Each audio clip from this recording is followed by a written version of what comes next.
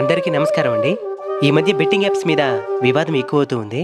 Betting apps promote చేసే వాళ్ళ మీద కేసులు పెట్టడం, పోలీసు వారు కూడా ప్రత్యేక శ్రద్ధ ఈ బెట్టింగ్ యాప్ల మీద పెట్టడం వల్ల చాలా మందిలో మార్పు వస్తూ ఉంది. వీటన్నిటి మీద మాట్లాడే అంత గొప్పవాణ్ణి కాకపోయి ఉండొచ్చు, కానీ నాకున్న ఎంతో కొంత నాలెడ్జ్తో కొన్ని విషయాలు మీకు తెలియజేయాలనుకుంటున్నాను. దయచేసి వినండి. నా వెనుకుండే పంట ఏందని మీకు చెప్పాల్సిన అవసరం లేదు. ఈ వరి నాట్లేసే పనికి మా అమ్మ వాళ్ళు వెళ్తే ఉదయం నుంచి సాయంత్రం దాకా నెట్ట నిలువు ఎండలో నిరంతరం నడుముంచి పనిచేస్తే వాళ్ళకిచ్చే కూలీ ఎంత తెలుసా? 350 నుంచి 400 రూపాయలు మాత్రమే. ఆ డబ్బుల కోసం వాళ్ళెందుకు ఇంత కష్టపడడం? వాళ్ళని కూడా బెట్టింగ్ యాప్స్ ఆడమని చెప్తామా? మేముండే ప్రాంతానికి దగ్గరలోనే ఇండస్ట్రియల్ ఏరియా ఉంది. అక్కడ మా వాళ్ళు పనిచేయడానికి వెళ్తే వాళ్ళ జీతం ఎంత తెలుసా? 10 నుంచి 12,000, అంటే రోజుకి 400 రూపాయలు మాత్రమే. మరి వాళ్ళెందుకు ఇంత కష్టపడడం?